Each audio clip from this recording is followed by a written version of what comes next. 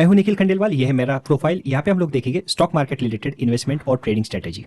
Stock market में profit हो सकता है तो नुकसान भी हो सकता है, इसलिए सोच समझकर इन्वेस्टमेंट करना जरूरी है। अपना रिसर्च या एनालिसिस खुद कीजिए या अपने सेबी रजिस्टर्ड इन्वेस्टमेंट एडवाइजर से करवा के लीजिए। टेक्निकल बेसिस पे एचडीएफसी के अंदर एक काफी अच्छी बाइंग अपॉर्चुनिटी बनती हुई दिख रही है। चलिए हम लोग देख लेते हैं क्या है ये अपॉर्चुनिटी। तो यहाँ पे एचडीएफसी बैंक का ये डेली ईयर 1 ईयर का कैंडल स्टिक पैटर्न हम लोगों ने ड्रॉ किया हुआ है। तो यहाँ पे अगर आप अच्छे से देखो तो 1460 ये काफी इंपॉर्टेंट ये लेवल से एक बार इसने सपोर्ट करके यूज किया है और सेकंड टाइम यहाँ पे रेजिस्टेंस करके यूज किया है 1460 को। तो आप अगर अच्छे से देखोगे तो यहाँ पे कंपनी का जो स्टॉक प्राइस है previously in November it acted as a support line. अगर आप अच्छे से देखो तो प्रीवियसली क्या हुआ था कि यहाँ पे जुलाई मंथ से लेके ऑलमोस्ट 16% तक के स्टॉक प्राइस गिरा था।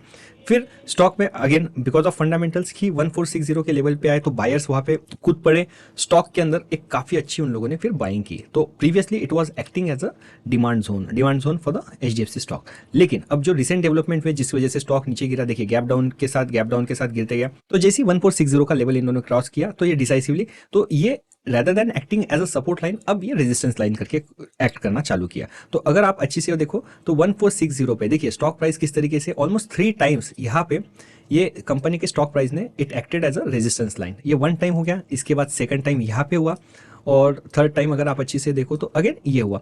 स्टॉक ने क्या किया, ज़्यादा सेलिंग प्रेशर के बाद ये जो रेजिस्टेंस लाइन है तो जैसे ही स्टॉक ऊपर आने की कोशिश कर रहा था तो यहाँ पे सेलर्स अगेन आ जा रहे थे।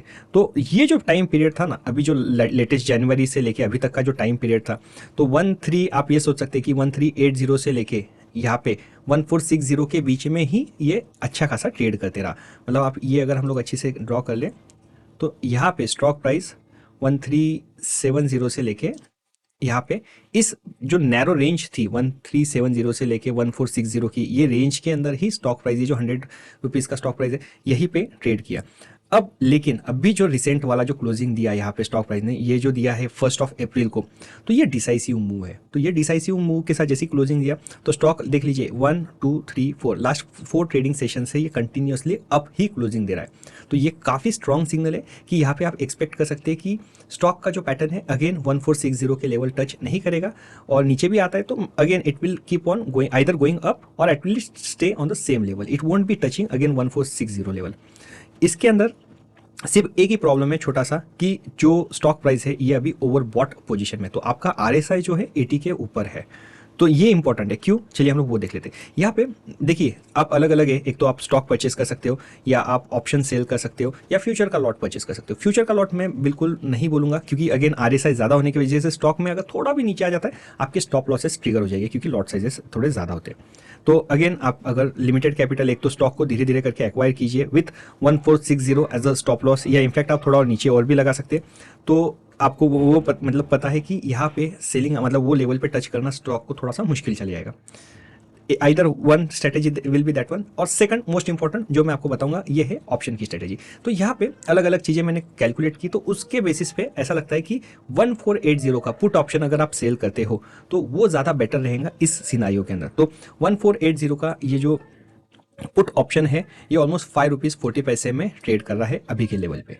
ठीक है, इसके ग्रिक्स अगर हम लोग चेक करें तो अगेन इसका डेल्टा 0.13 का डेल्टा है जो बहुत दूर का हो जाएगा। 0.13 इज नथिंग।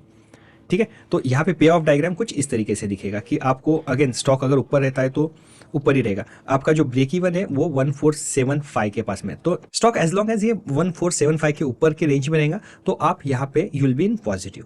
ठीक है, तो अब मोस्ट इंपॉर्टेंट चीज यहाँ पे देखिए मैंने अप्रैल मंथ का ही किया है ना कि उसके नेक्स्ट मई मंथ का हम लोगों ने किया है। सिंपल रीजन ये बताता हूँ, यहाँ पे अभी से लेके एक्सपायरी जो है ये टोटल 18 डेज की एक्सपायरी है। अब 18 डेज में से भी टोटल 4 दिन सैटरडे संडे ये चले जाते हैं रह गए, और उस 4 दिन के साथ एडिशनली यहाँ पे 2 एक्सचेंज हॉलीडेज होने वाले, तो टोटल 6 दिन तो आपके वैसे ही चले जाते। मतलब 18 में से 1/3 6 दिन चले गए, सिर्फ 12 ट्रेडिंग सेशंस होते और आखिरी में तो और टाइम डीके हो जाएगा। तो हाँ, अब जो भी मैं पुट ऑप्शन यूजुअली सेल करता हूँ मैं एक्सपेक्ट करता हूँ कि मुझे ये पूरा नहीं लेना है। मतलब हम लोगों को मैक्स प्रॉफिट तक के नहीं जाना है, पूरी की पूरी गैमा रिस्क तक के नहीं जाना है, आखिरी एक्सपायरी तक के नहीं जाना है। 2.8% हम लोगों को नहीं चाहिए ये गुरुवार तक के। हम लोगों को कितना चाहिए, 1.5% आपको मिल गया, मोर देन हैप्पी।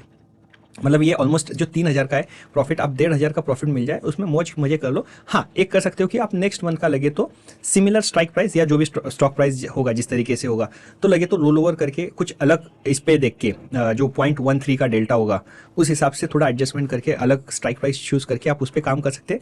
लेकिन ये पूरी की पूरी एक्सपायरी के लिए नहीं करना। जहां आपको आपका पैसा बन गया, आपका 1.5% आपके कैपिटल पे बन गया, तो आप पोजीशन को क्लोज कर दीजिए। ज़्यादा लालची बनने की जरूरत नहीं।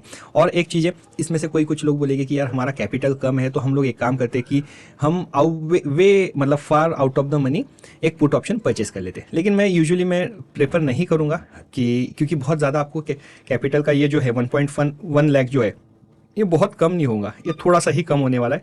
तो बेटर नेकेड ही करना। आई जस्ट एज्यूम कि आपको नेकेड पुट ऑप्शन सेलिंग में क्या रिस्क होती है ये पता होनी चाहिए। अगर नहीं होंगी तो आप पहले वो देख लीजिए, फिर आपको सुटेबल है या नहीं, आप इस चीज़ पे काम कर सकते हैं। अदरवाइज सिंपल स्टॉक परचेस करके बैठ गए और आपका जो भी टारगेट प्राइस है आपने उस पर काम कर लिया, तब भी वो भी चीज़ चल सकता है।